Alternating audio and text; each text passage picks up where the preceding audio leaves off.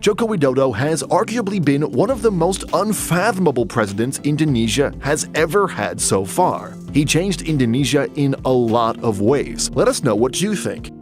Joko Widodo is famous for a lot of things, as the Indonesian leader who led several reforms, as one of Southeast Asia's most ambitious leaders, and even as a politician who may eventually become the most famous Indonesian president to ever live in history. The cusp of what most people attribute him for, however, is his transformative goals. He reformed several sectors in Indonesia, from its economic stance to its social stance. He made several changes within the government, which affected the entire country. Throughout the years he had been in office, international think tanks, local lawmakers, and professional institutions have made his reformative decisions over and over again. These reforms, after all, have already seen an immediate impact on the economy. Indonesia, in simpler words, has been transformed by the man himself, Joko Widodo. But the real question lies not in what we can see at a very basic level, but rather in this specific side of things. Just how much has Jokowi changed Indonesia? Is there a quantitative measurement to understand how many changes he has led? These are the most important factors that we need to understand about Joko Widodo.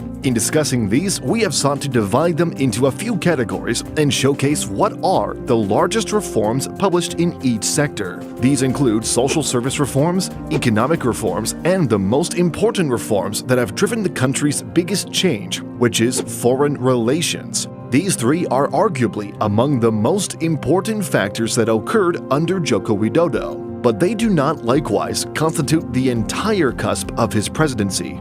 When we talk about Joko Widodo's economic reforms, there is often a lot to discuss. Jokowi's presidency, after all, has been stretched far beyond since 2014. But on the day of his campaigning, one of his promises to the economy of Indonesia has been to push the economy's growth rate above 7% a year, one that was little seen in the country, and rather a bold statement to be made. Yet this very ambitiousness of his may have been overdone, as it was never achieved. Some might denounce his failure to push the country's economy to 7% due to incompetence, but it should rather be because it was just too optimistic. And of course, we have also seen unprecedented havoc led by COVID-19. But either his economic agenda was achieved or not, what we have still seen is stability across the Indonesian archipelago. His team maintained the economic growth felt in the past administrations. This has then led to the Indonesian economy to continue growing modestly.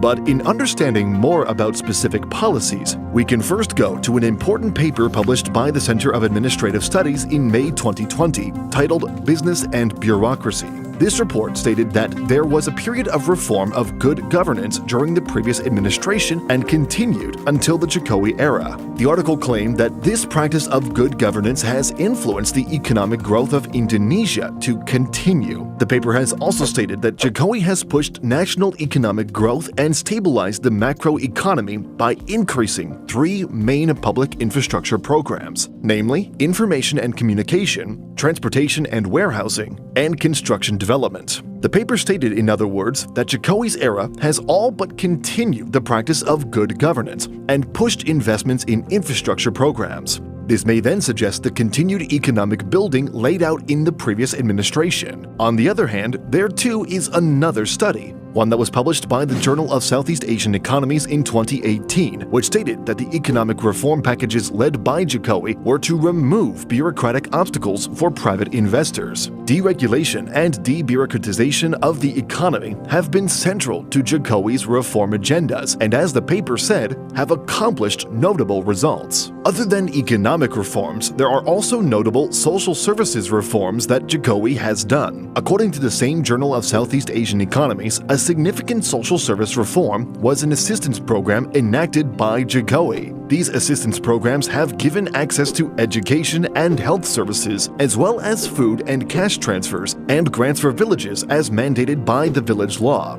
These poor and inequality reduction programs would often be applauded by the citizens of Indonesia. However, the paper cited that it was unfortunately not sufficient enough to help the poor. More work needs to be done. Finally, a more significant feat is when he introduced the Smart Indonesian Card and Indonesian Health Card. These two major social assistance programs in the area of education and health have helped increase the coverage of these programs. The Indonesian Smart Card, for instance, has led to the coverage of over 19.7 million students by 2016. A massive increase from just 11.2 million in 2014. But then again, if we dive deep into scholarly journals, there are a number of studies refuting Jokowi's reforms for the poor. A paper in 2018 stated that welfare improvement is higher than for the poorest and richest population groups. And the study has further stated that in the first 3 years of its administration saw that the poor were less connected to the economic growth compared to the middle class and the rich.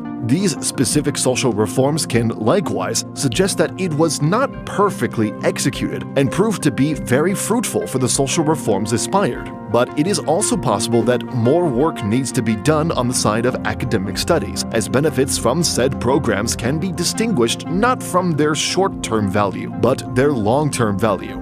Finally, the most important factor in Jokowi's administration tenure is his foreign policy.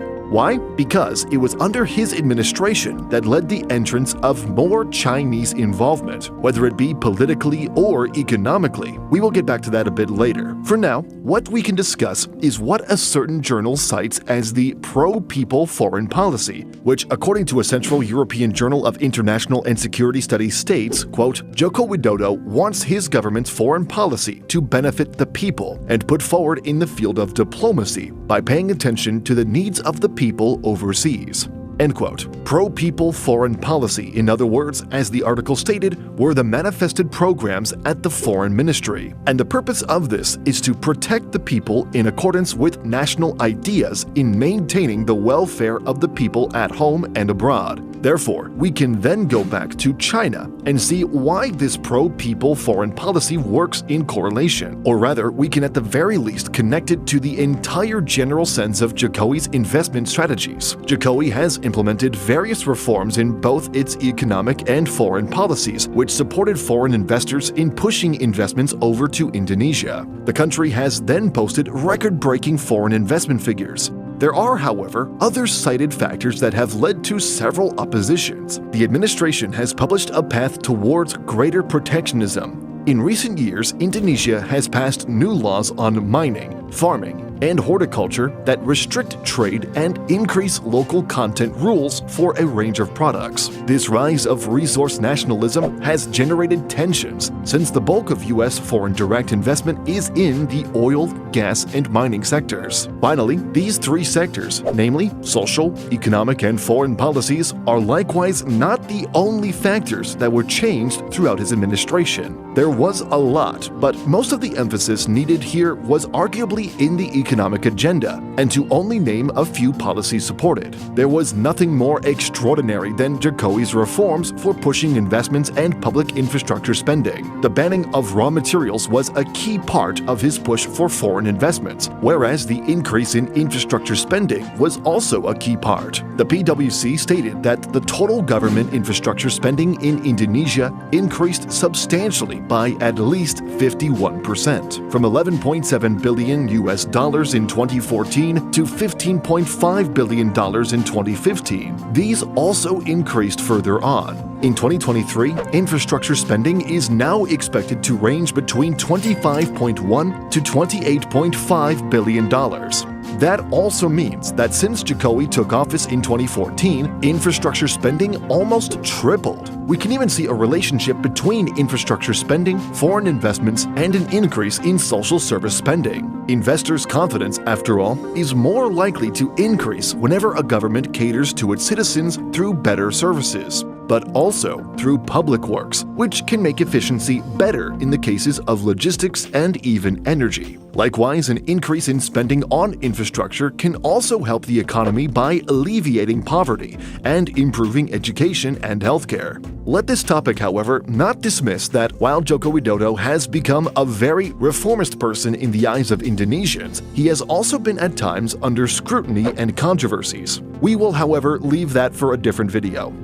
But anyway, Joko Widodo has arguably been one of the most unfathomable presidents Indonesia has ever had so far. He changed Indonesia in a lot of ways. Let us know what you think. Do you think Joko Widodo has changed Indonesia for the better? If so, in what way? Thanks for watching.